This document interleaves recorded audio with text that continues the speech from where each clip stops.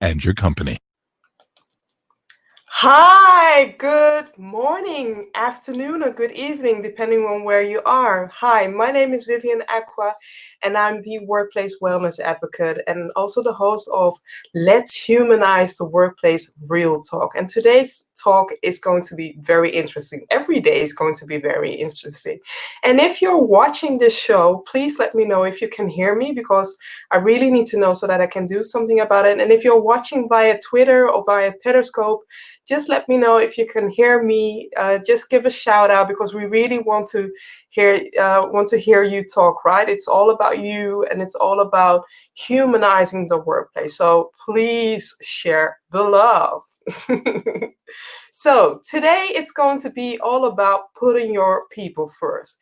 As this episode is going to broadcast on Twitter and on Periscope and on LinkedIn, I have something to share. So regarding the comments, I can only pull up the comments from Twitter and Periscope. And when it comes to LinkedIn, I have to watch my phone from time to time. So please bear in mind that I need to pull up the comments from my phone, and I'm going to put my phone on now. Yes, Raluca, hi. Raluca, hi. Thanks for watching. Really curious to hear your thoughts about this episode. So today's guest, also share where you're from, right? If you're watching this show, I want to know if you're watching this from the UK, or you're watching it from Australia, or you're watching it from Ghana.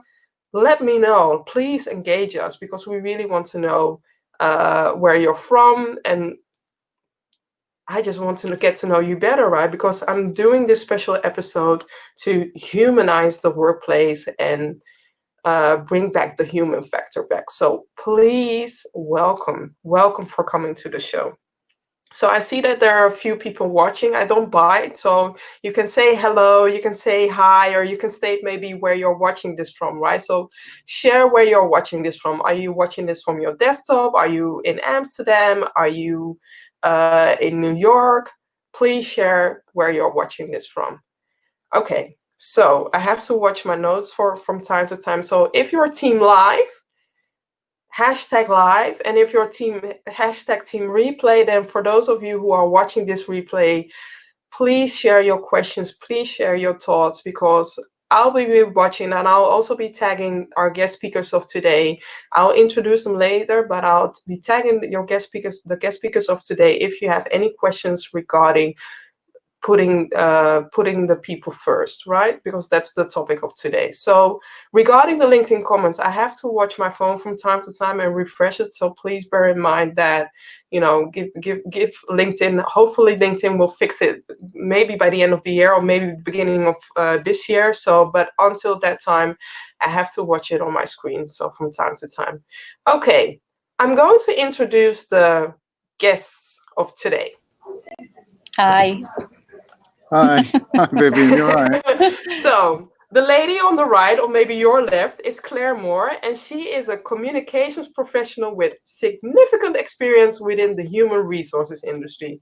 She's passionate about the future of the industry and how technology will enable us all to be the best that we can be in the workplace.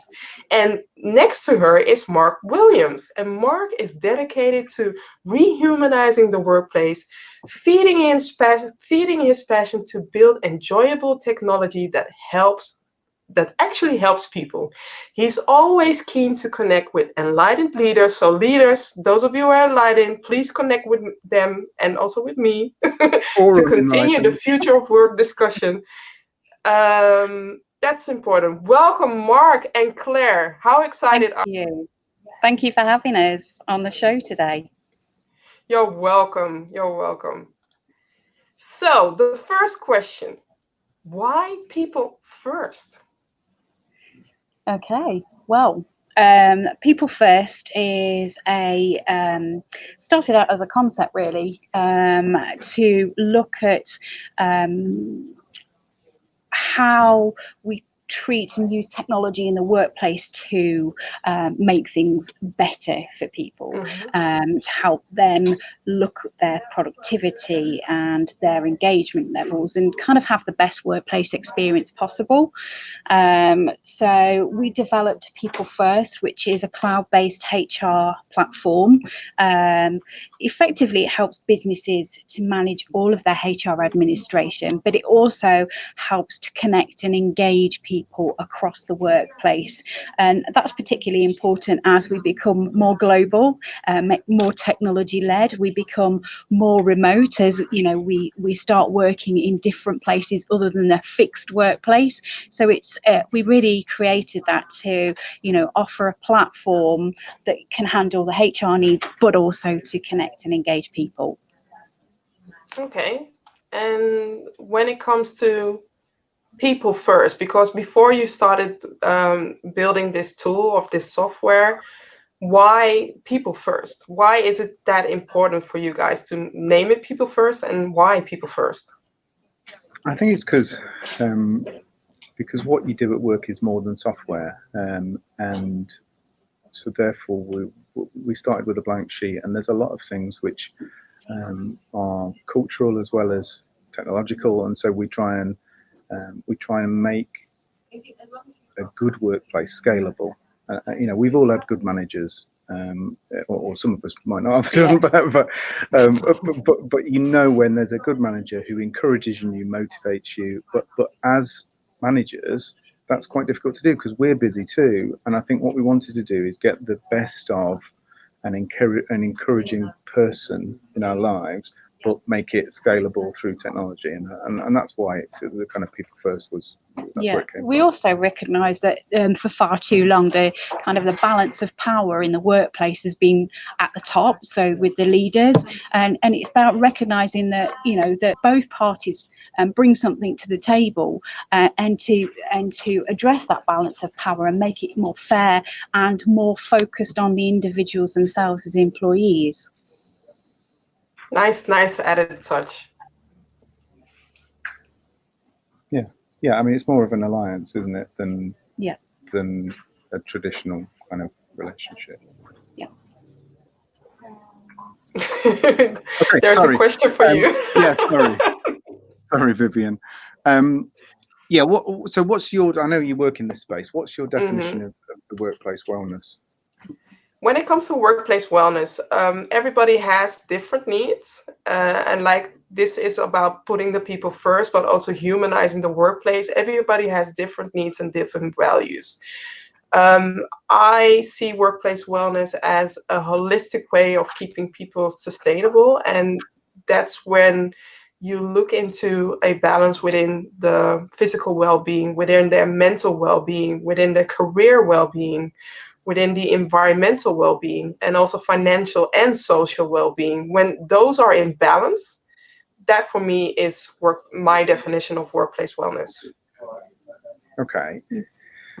That sounds like a lot of work for whoever it is, and I guess that's what we're saying. It's quite hard. It's depending, because your state of well-being is, your needs in well-being is different than for somebody else. So somebody might be facing a loss in their family and is also dealing with financial disbalance.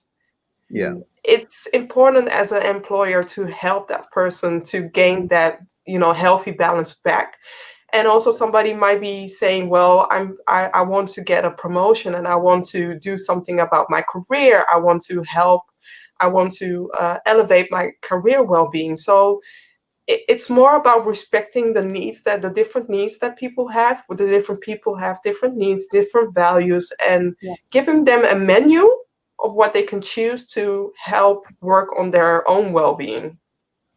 And I think it's more than a menu, isn't it? Because that menu might change over time as well, because you know, we all lead different paths, and we all have different life events happening at different times. We all you know, grow and develop in different ways. So I think what we're saying from People First is that the technology there can help, you know, people to better keep in touch with their employees and to know when, you know, they might not be at their best emotionally or, you know, physically, and, you know, being then offered to have the right conversations at the right time to be able to offer those. I can see what Vivian's saying there is that, you know, sometimes the agency is with you as a person. What's available to me, and I think that's what you know Vivian's saying about the menu is that you know you could just say here's the thing, and other times it's just empathy from other people in the business, and whether that's your boss or not, it's just you know they can say, you know, is everything all right, and here's what we can do for you. Kind of but I think there's a balance. You need to have both of them together. Yes.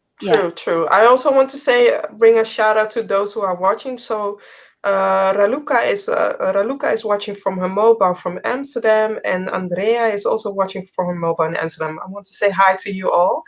And the next question, because this was the main reason why I stalked you guys. I didn't stalk them, but I found them via Twitter regarding a post that was shared, and it was about trust and leadership, and that's where we started talking. So what is the definition of good leadership?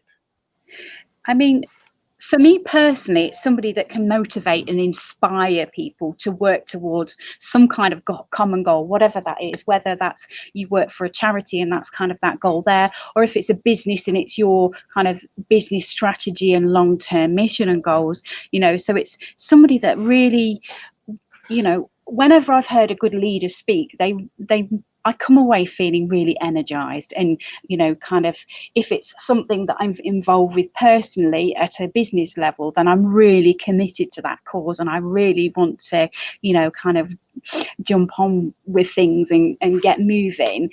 But in terms of, I want to also add in the touch, okay, are leaders the only one who can lead in a way of good leadership? But I think that becomes delegated. It shouldn't be. We should all be leaders. And yes, we should all be leaders of our own destiny, you know, in the workplace and wherever. And I think, you know, leadership isn't just about the person that's at the top. It's about, you know, everyone going down there. And, you know, I was having a little think about before this about, you know, what makes a good leader. And I think there's, you know, you've got to be able to have the ability to get on with people, to have empathy, and to be able to understand, you know, kind of that everybody's different and they have different points of view. You know, you've got to lead with honesty and integrity. And you've got to be, you know, have a really positive attitude and lead by example. Definitely. So they're kind of some of the characteristics that I think really make good leaders. For me, one of the most inspiring leaders I've ever worked with is Nancy McKinstry at Walters Kluwer, and she just absolutely was really fantastic at inspiring people and communicating with people and communicating with employees at lots of different levels of the company, with, you know, such confidence in what she was doing, and for me that was a great example of really good leadership. Does she know that as well? Well, I hope she does. And otherwise, you know, I'll just share this part with her, because I think it's also important for leaders to hear that they are doing a good job, right? And not only leaders, people are doing a good job. Yeah. I mean, I think so. That's what I was going to just carry on with what Vivian was saying. I don't think there is one definition of good leadership, because I think leadership has to start with you as a person, you know, and then it's depends what the context of it is. If I'm a leader of a, you know, I'm at the top of a company, it's different to I can lead when I'm working in the warehouse with a gang of people, and so there are some, like being able to listen, being able to be clear as to what you want people to do, and empathize with them. But I think it definitely starts with who you are, because I think the danger is people think leadership is some really, like, only special people can do it, and that's absolutely wrong, because there are some things like being confident and fair enough, but that's one kind of leadership. Whereas you can have leadership where you're looking after people in a work environment. That wouldn't be traditionally leadership, but it's just a different kind of leadership. So I think I think there are some key things that Claire talked about which tie leadership together. But I think the danger is that we only think only kind of impressive people can be leaders, and that's not. That's true. I agree. I agree with you both. Yes. Yeah. So it's really interesting, burnout in the workplace has become a term defined now by as a key critical factor in workplaces. What do you think are the factors causing this workplace burnout? There are so many factors, but I will, share a few factors. And I think I know the main reason is disconnect, but also working in a toxic environment, not being able to be yourself. So you go to the workplace, you put on a mask, and then when you leave to go home, you switch off, that work mode, and then you turn back to yourself. But then again, how many times can you do that? And also not being appreciated or doing something that is below your own personal values or your own personal expectation, and being hard on yourself, being that perfectionist, or being in an environment that you always have to deliver. You always have to deliver and never have to recharge. And having a disbalance or no work-life integration, because I don't believe in the balance of work-life. I believe in an integration in work-life, and if there isn't one, that's when people start to burn out. Interesting. Yeah. I think I'm really interested in so there's kind of two types, if I'm getting what you're saying. One is the kind of psychological disconnection between you as a person and you as a person in work. Which it's just on a road to kind of, that's where you get kind of self-soothing behaviors outside of work, because you just can't square it in your own head. And then the other one is just, I'm doing too much. And a combination of those two. I mean, in the NBA, they do, I think they call it load management is what they call it, where the basketball players get taken off. It's something that I'm thinking about a lot for people, for normal people is normal people. Well, you know what I mean, not basketball players.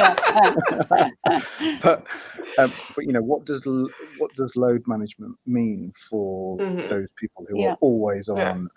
What does it mean for us as managers, and obviously if you as us as product people? Sometimes it's not easy to recognize it, because it can be that somebody is dealing with personal issues which can affect them. But if a manager doesn't know, or if the employee isn't feeling safe or ready to share what they're dealing, right, how would you know? And they are keeping it to themselves, and then you see that their productivity is going lower. They'll make more mistakes, and they'll call in sick more often. So what you're saying, like, we need to have some touch bases, we need to have some feedback, but also some real conversations, so that you can get to know the people that are who you're working with. Yeah, exactly. Because we've all got different levels of pressure that we can take as well, and and again, you're coming back to being working in a pressured environment. Some people don't. Again, it's understanding those people around you, like you said, about their tolerances, and and also the other different factors that might come into play that might affect that mental well-being. True. And regarding what we just shared right now, because one of the things that is mainly important, that's the most important thing for me as a must-have ingredient within a company, within a team, is the trust. What can leaders do? What can managers do to build that trust in their team? Well, you know, it takes a long time to build trust, doesn't it? You know, and you've got to do that. It's not a, you know, quick tick box exercise. You know, there's can you repeat that again? Please repeat that again. Please repeat that again. Sorry. It's not a tick box. It's not a tick box exercise. No, it's not a tick box exercise. Can you repeat it again? Yes, please. Yeah. It's about, you know, to earn that trust, you've got to lead by example, really, I think. You've got to listen to people, and that means truly listening. That means not just, you know, looking at people, engaging in conversations, thinking about, you know, what you're having for dinner, but actually listening and actively listening and engaging with those people and what's being said and what's not being said, or, you know, second guessing those answers. It's about acting consistently and fairly, I think, and honestly. You know, if things are not going well, you know, you should be honest enough in a balanced and objective way to be able to say that. You know, there's no point glossing over it. You know, if for example your business is not doing very well, there's no good glossing over that and making out things aren't, you know, things are nice and rosy, because, you know, people will not trust you and in what you're saying. So you've got to be consistent, you've got to be honest, and you've got to trust other people. Actually, you know, you hire people to do a job in the workplace, and then if you hire those people, why do you not trust them to do that job that they were hired to do? You know, so I think it works. I think it works both ways. I certainly think they've got to lead by example and, you know, exhibiting the right behaviour. I also want to add in, if they don't show that trust, people end up leaving the company sooner, way sooner than you would think, right? Yeah, for sure. Yeah, it has a massive impact on engagement levels. You know, and it's. You know, if you don't have trust, then what have you got? You know, you want to have trust in your personal relationships, so you actually want them in your work relationships as well. And we talk about this quite a lot in terms of, you know, you have as individuals outside of work, we're, you know, expected to behave as adults and be able to make our own decisions, and, you know, we trust ourselves that we're doing the right things. Why do we not often have that in the workplace? I think it's not easy. So it's not easy for managers to have trust if the organisation isn't transparent or it hasn't got a culture of transparency. Because you have forces applied to you as a manager that affect your team that you have nothing to do with, and therefore it doesn't really matter how in my day-to-day how vulnerable I am, how much I listen, because those other things get applied on top of that. True. But I do feel that a manager or a leader in a certain position has a way to cut, you know, that off, or break that habit, or at least create an internal team culture where it is safe to trust each other. And there are, you know, companies that do operate like that, you know, very much where they have cultures within, you know, a larger culture, and they can protect teams and their kind of employees, but ultimately, if there isn't that trust and transparency at the top level, then they will become disenchanted by it all in the end, even if they're being protected by their manager. Yeah, true, because the manager can leave and then they can exactly and, you know okay, next question. Good. So I'm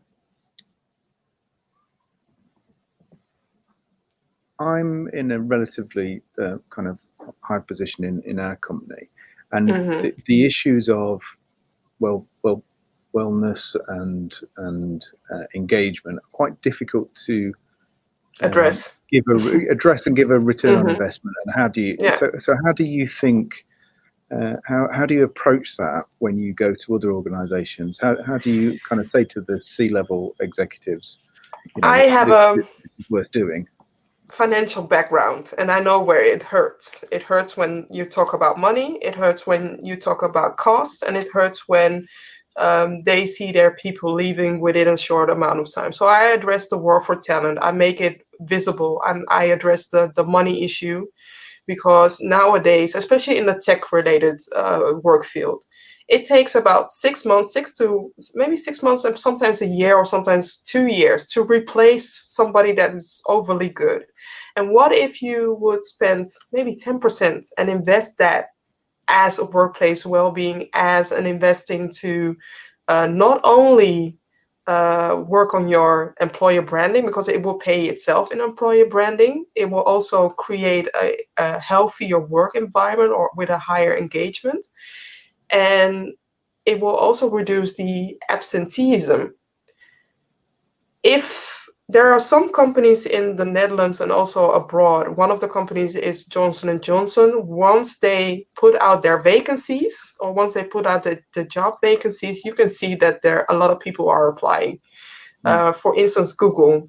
If there is a vacancy there, you see a lot of people are applying because they are facing positive employer branding. I'm not saying that all of the Google or every company is the best, and they also have their challenges at the workplace. But I do feel like if your employees are advocating about how good it is at that company, you'll see that you'll spend less money on recruiting. You'll see that the people are staying longer, and you will also see that reflecting on your clients, which will also gain you more clients, gain you more business, gains more and more. Is there a direct relation? There is, but you have to invest, and you have to at least do a program for a year or maybe longer to see that investment back. But then again, if we don't, this generation that is working, and I'm not referring only to the Gen Z or millennials or whatever, I'm talking about the whole workforce in all different ages. If we don't do nothing now, they'll burn up, and you won't have any employees to work with, or you'll be happy that you just have a few employees that are working with you and that are okay or that are in good health. I see in the Netherlands, I see the burnout rates, the stress rates only getting worse. And I can see the same thing in the UK, and I also see that in the United States. When are we going to wake up? When are we going to do more? Does it have to be a mandatory thing for the governments to say, as a company, you have to invest at least 20% in your people, because otherwise we won't have any people left? Well, I don't think that's going to happen anytime soon at a government level, is it? So I think I know you guys have your own issue. You got your whoppers. We have. We don't. Yeah, it's not going to be solved by a government here anytime soon. But I think certainly businesses can take the lead on this, and really set an example. But it's that tricky thing of convincing them that is the right thing to do. Instead of looking only at the ROI, because there are a few elements that you can do a return on the investment, why not look at the value of the investment? Why not look at what it means when somebody who is a good value for your company is staying longer? Because, like I said, nowadays there is a war for talent going on, and if you want to lose your best talent, be my guest. But then again, how long will your company be vital? How long will it stay alive? Because you can have the biggest brand, the biggest name, you can give people salaries, but if people don't feel like you care for them, or if you're not showing to them that you care for them, they are going to talk, they are going to families, they are going to parties, they are going to events, and guess what they will be talking about? They'll be talking about your company positively, or they will talk about your company negatively. The choice is yours. And do you think that's the same with white collar workers and blue collar workers, Vivian? Because I see that's a tough discussion. That's another time. Another one. That's another one. Another half hour.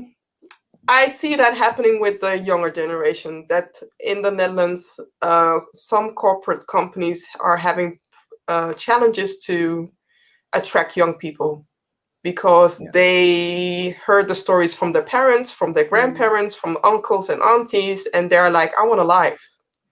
Yeah. I want a life. I'm working to live instead of living to work. So that's a different mentality. Yeah. Yeah? Okay. Which values are important to creating a thriving workplace?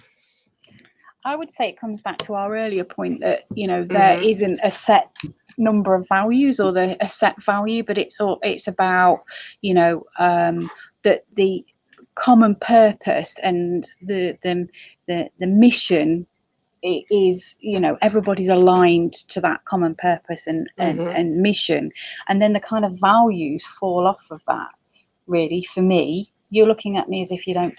No, you're right. No, because I was going to ask Vivian, so what do you mean by a thriving workplace? What does that mean? A thriving workplace for me held where people leave the workplace energized, and where people on the Monday morning or whatever day in the morning, they feel excited to come to work because they are getting energy out of work instead of being drained. Yeah, so I think, so coming back to what you were talking about before about being psychologically disconnected, I think we're talking about something that aligns what you do at work with your psychological self. Yes. And also stretches you. You know, so we talk a lot about bad stress and about bad burnout, but without some level of growth, you know, a supported growth, but also, you know, that thriving means that we're all doing, you know, not more than we would. No, we're growing. We're growing as a company, as an individual, as a team. So I think, you know, and lots of companies get quite hung up on values, but I think it's more of the culture or the culture of the business, and how you operate. And you know what your vision is and what your mission is, and I think if those are aligned, then you kind of almost develop your own set of values that play into that mission and, you know, that purpose.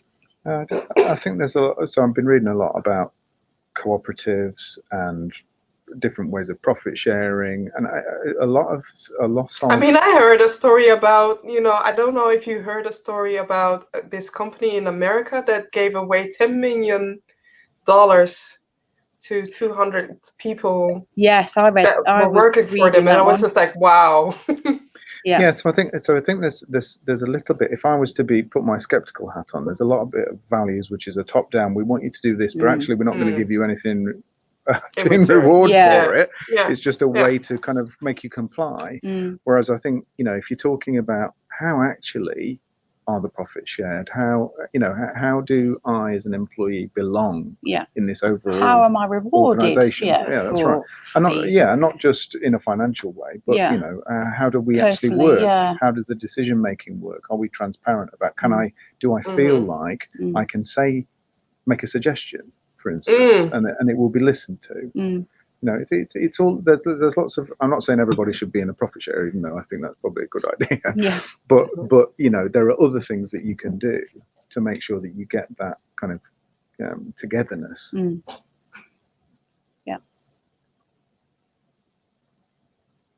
Hey. Hello. Are you there? Hi. Sorry. It froze a bit. No, it's okay. It's okay. I wanted, regarding the time, I wanted to share the screen with you guys so that to hear your thoughts on these quotes. So the first thing is Simon Sinek saying, leaders are not responsible for the result. Leaders are responsible for the people who are responsible for the result. Agree? I would agree with that one. Yeah, I mean, you know, you don't buy a plant and then not do anything with it, or maybe you do, but hopefully you buy a plant and you nurture it and you feed it and you water it. You know, so you know, you know, if you nurture your people, then they're going to deliver for you. Well said, well said. And the next one is regarding Michelle Obama. So success isn't about how much money you make, it's about the difference you make in people's lives. And I really can think that we can pull that back to the workplace as well. What you're hovering? Why are you laughing? No, he's hovering. No, because I just, you know, I think this is more to do with what kind of structure in a capitalist structure. Then it's, you know, so part of, I think there was a case in the 70s where the Supreme Court said that profit for the shareholders was the singular point of a company, and if the team wasn't doing that, then that's not a thing. So I agree with this statement, but I don't agree that that's a widespread, okay, well, here's how the market works, because the market absolutely doesn't work like that. And I think that's what we're all trying to change. Is how can you can't have a business without it being profitable. But how do you then share make it out more socially responsible? Exactly. And the last one is by Michael Bush, so the CEO from Great Place to Work, and I really can. I really feel like the quote, he stole my quote, or maybe I stole his quote, because the reason why I ended up becoming a workplace wellness advocate, it has to do with my son. I have dealt with not so healthy work. Is he working already, Vivian? No, he's 6. He's 6, but he's the next generation, and I want to have him work in a workplace where it is humanized. They have more of the human factor back. And that's why I really can understand that the quote. So the quote of Michael Bush is, I think about people who are right now 10 or 12 years old and the workplace that they're going to enter. And that's what 2030 is about for me. It's not about me, and it's not really about you. It's about what we can do to create a change so that the work experience for people is equal and fair for everyone. And it's about also putting people first, right? Yeah, exactly. I think there are lots of, so an aging population, automation. There are lots of other factors that come into the workplace. I mean, if you look at something like universal basic income, or what do they call it in the States, the freedom dividend that Yang's running on, if you're getting paid a certain amount, whether you work or not, because there's a kind of redistribution of wealth thing, then who you choose to work for, like employers will get it then, because literally nobody will turn up at the door. No. And so I think there's a number of ways that this could pan out in the future. I think there's that, or there's the the impact of really kind of the kind of social platforms have given people a voice, which they necessarily wouldn't have had. They might have moaned and groaned in the pub, or at their neighbour's house, but now it's given everybody the freedom to have a voice. And I think leaders are starting to wake up to the fact that they can't ignore all of those collective voices. But I think it's going to take, like Michael, I think it's going to take a while to flush through. I think it's there's still people leading businesses that are twists and turns on the way. If I'm working in an Amazon warehouse, for instance, then am I going to be automated out? Am I going to get any more rights? Unlikely, unlikely for those people to be done. And even if they are going to be replaced by a robot, why not give them skill set or tool sets where they can change from jobs within the company, or help them leave the company with a better toolkit or start a skill set, right? That's also important. That's also very important. Well, I think we're getting on to kind of a world with no work, and what that will mean. And then you're back to kind of education. So talking about your 6-year-old, we're coming back to education as as satiating our curiosity rather than for a specific job. Which is going forward will be madness, because skills are already got a 5-year kind of shelf life. 5 years? I thought 1 year. Especially with the pace that things are going now. But I think I think there's a lot of things that are going to have to be reevaluated. I don't think we're doing we're not looking at that as a society. We're not looking at anywhere near enough of the impacts that are coming along. No, that's Well, the right. We're not. signs Yeah. here in the Netherlands, the signs are already clear, right? We have some industries or business categories where they have to close on certain days, especially in the restaurants. Some restaurants in the highest season, they have to close their business on certain days because they cannot find any employees. They cannot find any people. And I feel like that shift is going to go further in the businesses. It's going to shift further and say, hey, I have an opportunity. I have the choice. Before it was companies were choosing and they were picky about who they want to hire. But now the employees have the choice. The people have the choice to say, I have 5 job offers, or I have maybe 10 companies that really want me, and I can choose which one is fitting my values better, or which one fits my purpose, right? Yeah. Yeah. Yeah. I mean, that's absolutely true. Yeah. Yeah. We have maybe one. Going to be more of a job seekers market than a Go for it. employers market. Do you have maybe one more thing to add on or to share before I close our session? Oh, it's been a great discussion. We've kind of gone on a whistle stop. I think coming back to what we said originally, there's a lot of things that employers could and should do. It's just very difficult to scale, and that's why we do software. That's why we do the software product, in order to help. So even if you're willing and able, it's very hard to personalize all that you're doing, and I guess that's what People First is for. Is to make sure that if you want to have that kind of culture, that then you can scale it relatively easily. Yeah. True. Thank you so much. Don't leave. No, thank you, Vivian. I'm going to say goodbye to the people who are watching. I'm also going to announce, but please don't leave. Please stay before we end. So for tomorrow, it's going to be a Dutch broadcast about planning your career. So I'll be doing that with 𝗪𝗠 van Venrooy. It's a morning session at 10 a.m. And later in the evening, or my evening, it will be a session with Diane Carter, myself, and 𝗏𝗃. I hope, Faith, I pronounce your name right, but it will be all about creating more harmony at work. This will be also very interesting topics, and I hope you can make it. And otherwise, if you find today, please share some love or share this broadcast with other people so that we know that we can humanize the workplace together with everyone. Thank you for watching, and until next time, bye.